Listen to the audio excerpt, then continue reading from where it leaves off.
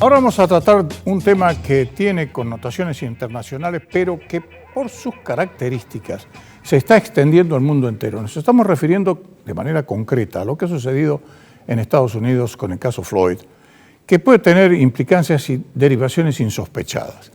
Hay un punto de vista sumamente interesante que tiene Claudio Fantini, nuestro próximo invitado. Claudio, ¿cómo te va? ¿Qué tal, Gustavo? Un gusto saludarte. Bueno, lo que estamos viendo ahora, por ejemplo, que los niveles de popularidad de Donald Trump, por supuesto, están en un piso histórico, ¿no? Pero además es como si se hubiera desmembrado todo allí en Estados Unidos, y esto está teniendo su correlato en distintos países del mundo, ¿no? ¿Cómo lo ves vos? Así es, se está globalizando la protesta antirracista que comenzó en Minneapolis, esta ciudad de Minnesota donde se produjo el crimen racista del policía, ¿no? La muerte de George Floyd y el comienzo de un tsunami de protestas que sacudió a todos los Estados Unidos, pero que también atravesó los océanos. Particularmente fuerte es en Gran Bretaña, pero también en Francia, se ven multitudes en las calles de Berlín, en Bruselas, en Madrid incluso, y en otros rincones más lejanos del planeta, Seúl, la capital surcoreana, Tokio, la capital del Japón, incluso en Sydney, en Canberra, en Melbourne, o sea, en las más importantes ciudades australianas. Hay estallidos de protestas antirracistas que tienen dos blancos.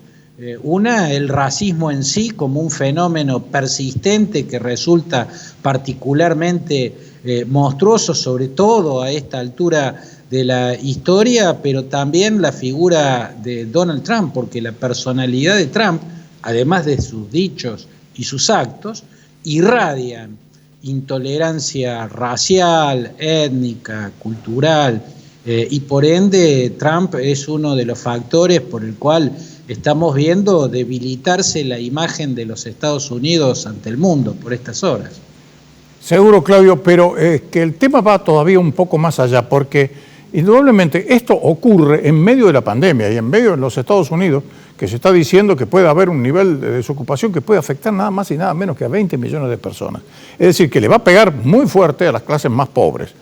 Y muchas de estas protestas que se están viendo en distintos lugares del mundo también tienen esa connotación, ¿no? Tienen ese agregado que se suma a la lucha en contra del racismo, sino a las grandes diferencias sociales que existen, ¿eh? Así es, desde mi punto de vista, Gustavo, la mezcla de ambos temas se dan porque los sectores más golpeados en la sociedad norteamericana, por caso, pero también en las otras sociedades desarrolladas, son los sectores más vulnerables, los que viven en barrios marginales donde se produce hacinamiento, y allí es donde están las minorías que además sufren discriminación y que son las primeras en quedarse sin trabajo cuando las economías entran en recesión y crecen los índices de desempleo. Hoy se dio por la entrada en recesión de la economía norteamericana después del periodo de expansión más largo, yo creo que de toda su historia, ¿no? De toda su historia económica, y esto golpea particularmente fuerte en los barrios donde hay hacinamiento, donde hay pobreza, donde habitan fundamentalmente los afroamericanos y otras minorías raciales, y donde la pandemia está haciendo mayor daño. Y seguro que además lo que pasa es que pensar Estados Unidos en recesión, eso afecta globalmente a todas las economías, inclusive la Argentina, que está teniendo en los últimos tiempos, para bien o para mal, está teniendo unos mayores vínculos con el país del norte. Así es, hay que decir, digamos, como dato medianamente alentador, que Estados Unidos tiene una capacidad muy fuerte de reacción inmediata, o sea, el rebote puede ser antes de lo esperado, y de hecho ya en los últimos días, si bien la economía norteamericana entraba en recesión, ya empezaba a mostrar otros síntomas, en este caso alentadores, como la caída muy veloz y muy rápida del desempleo, que venía creciendo desde el inicio de la pandemia, pero ese crecimiento se detuvo y ha empezado a retroceder en el último tiempo. Habrá que ver, Gustavo, si tanto la economía norteamericana como otras, incluida la de Argentina, o sea, aquellas que tienen muchos recursos diferentes, ¿no? Por diferentes razones, la de Argentina, por su territorio, por la potencialidad de su producción alimenticia, por otras razones distintas a la norteamericana, pero también en Argentina hay una capacidad de recuperación rápida, pero bueno, eso está por verse. Lo que está claro es que en lo inmediato lo que se viene es económicamente muy duro. Una brevísima reflexión te pido, así aprovechamos al máximo el poco tiempo que tenemos. Es decir, tenemos 10 minutos, pero en televisión es mucho, pero con vos en la charla es poco. ¿Vos crees que, en definitiva, esta pandemia va a dejar abiertas las puertas hacia un nuevo orden mundial? Yo creo que teóricamente muchas cosas tendrían que cambiar.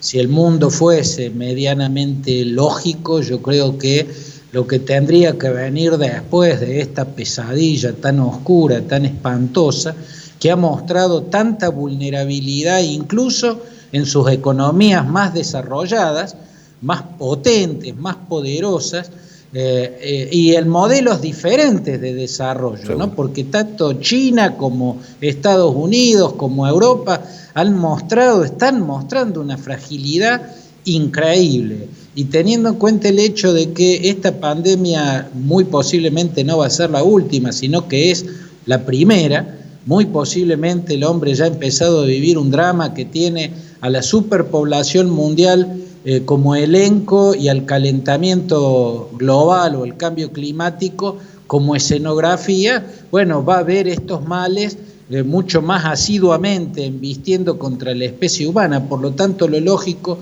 sería que se creara lo que yo llamo el estado sanitario de bienestar, que las repúblicas se reformularan incorporando en sus consejos de asesores a los científicos, porque de ahora en más el mayor peligro para la especie humana viene por el lado de lo sanitario, así que ahí es donde más tendría que cambiar todo, además de que vamos a ver una reformulación del tablero geoestratégico, una posible nueva guerra fría que esta vez en el lugar de la Unión Soviética va a tener a China, y habrá que ver en qué lado se posiciona Europa, porque la verdad es que Europa está tomando distancia de Trump. Angela Merkel ya dijo que no va a ir a la cumbre del Grupo de los 7 en Washington, de la cual Trump va a ser el anfitrión. Empiezan a tomar distancia. Gran Bretaña está viviendo las protestas que están viviendo por la injerencia